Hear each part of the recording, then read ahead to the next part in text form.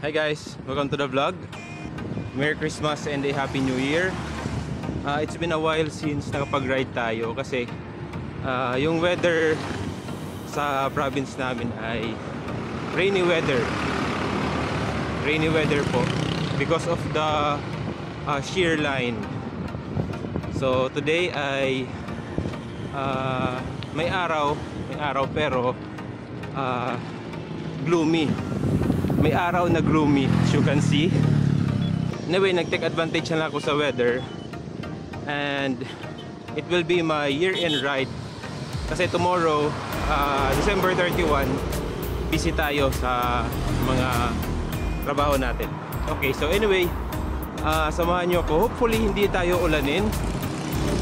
My initial route, my plan for today is Javier, La Paz, Mayorga, and back to my hometown, which is most likely mga 50 kilometers more or less. Okay, let's go. I am now leaving Abuyog. Gloomy yung weather sa unahan kung saan tayo pupunta. Ay nako.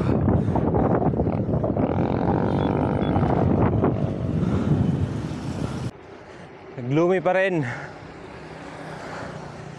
Siguro I will cut the route short para lang makapag-loop kasi malamang sa malamang uulan talaga. And by the way, I am using the Majin L508 radar tail light. This was given to me by my wife as a Christmas gift. Amazing lang kasi 140 meters na detect niya yung vehicle behind.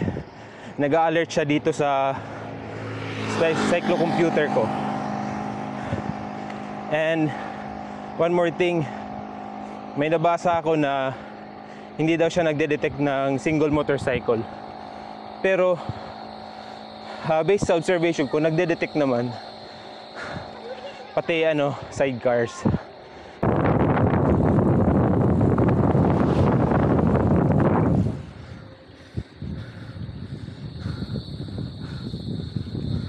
We are now at Javier proper.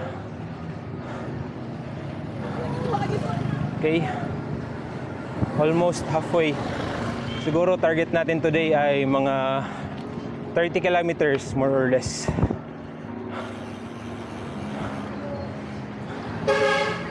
Oops. Okay, so ayun na nga, umulan na. Abort mission tayo. Currently nasa 12.4 kilometers. So balikan mga more or less 29 kilometers total. Okay, back to barracks.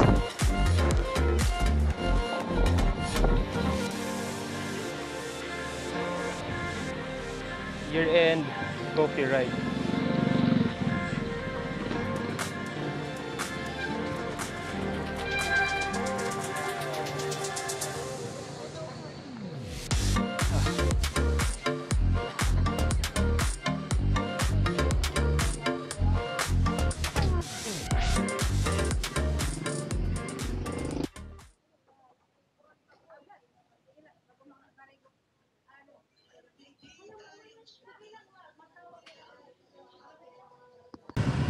Just an update, after ng coffee natin ay pauwi na sana ako, and fortunately nag-stop yung ulan, so push through natin yung destination natin, but hindi lang siya loop, at least narating yung destination.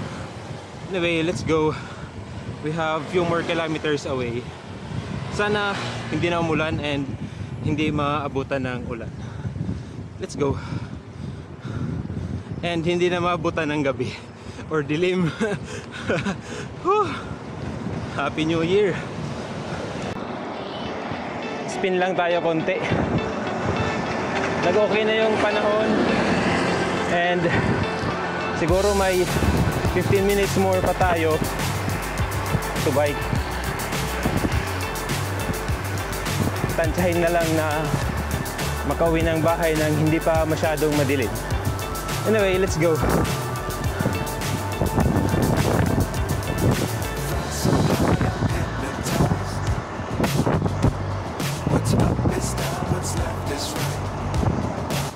We are now at MacArthur town proper, which is next town of my hometown. U-turn lang tayo dito, then balik na tayo ulit. Back to barracks na.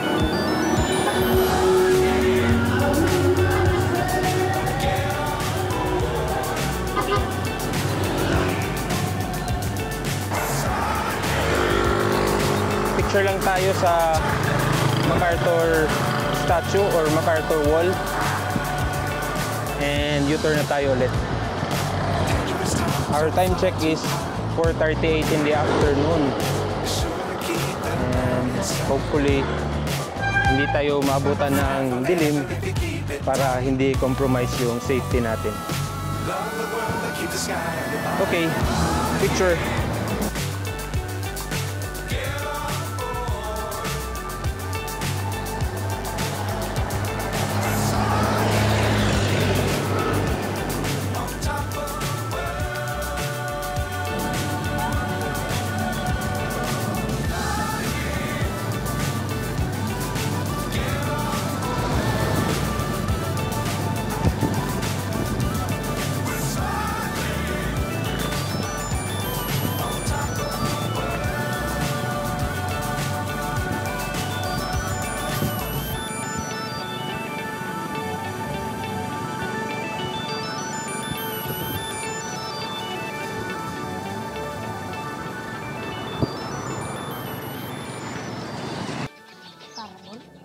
Oh, pitik ka din eh. Para aluminum. Well, saya daw lang. Ha? Bugat.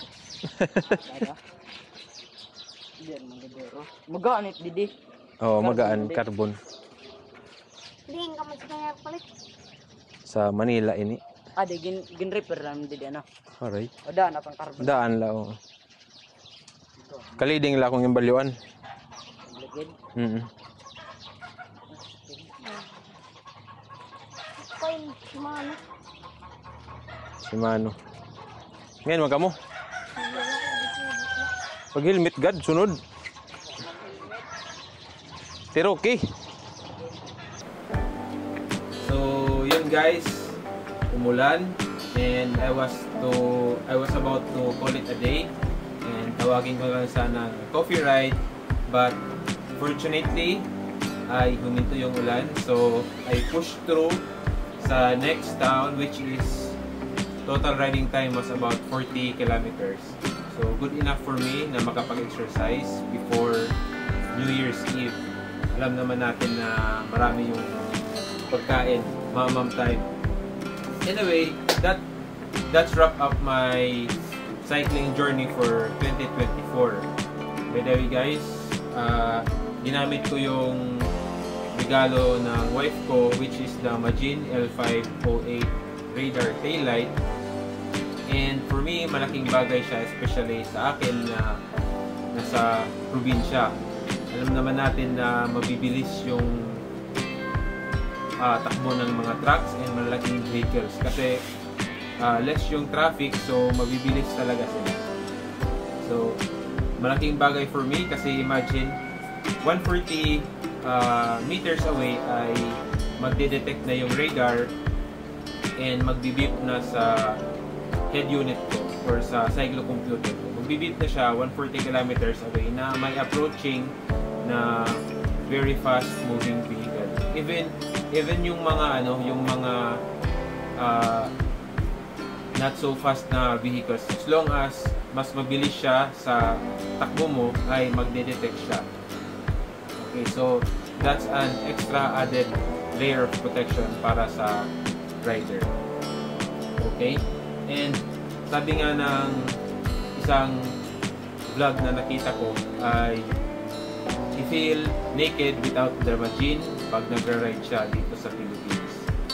If you are looking for a radar taillight na abot kaya, budget meal, ay go for Majin. Bang for the buck siya, sulit for the price, and works perfectly fine.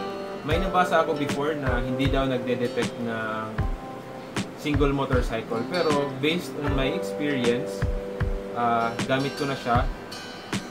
Nagde-detect naman siya, tricycle, may sidecar, single motorcycle na de-detect niya. Okay, so that's wrap up my 2024 cycling journey. By the way, 5 to 6 months ago, nag-active ulit ako sa cycling. And yung result ay from 90 kilograms down to 78 kilograms. Okay, so this month ay magpapa-blood chem ulit ako. And hopefully, normal na lahat. Anyway, so yun lang guys. By the way, my plan for 2025 ay magjo-join ng ODAX. Kaya nag-hunt ako ng maraming rock bruise na gears para sa ODAX. Sleeve, leg sleeve, tapos balaclava, and top tube bag. Okay, so that's it for today guys.